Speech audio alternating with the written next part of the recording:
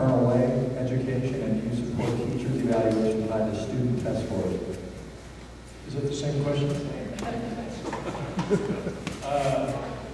No, if I'm elected as next governor, nothing's off the table. If I'm elected as next governor, it's a fixed thing. Ladies and gentlemen, I tell you, education has been a perpetual problem. You see it in the scores. 50%, give or take a couple of percentage points, of kids dropping out of school before they graduate. You can't sustain an economy, a 21st century economy, when half the kids going into the labor force aren't graduating.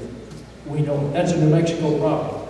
So what I'm going to tell you is that everything's on the table in terms of fixing it. I want school choice. But school choice gives you competition. Competition brings you excellence. I want accountability. I want teachers accountable. The teachers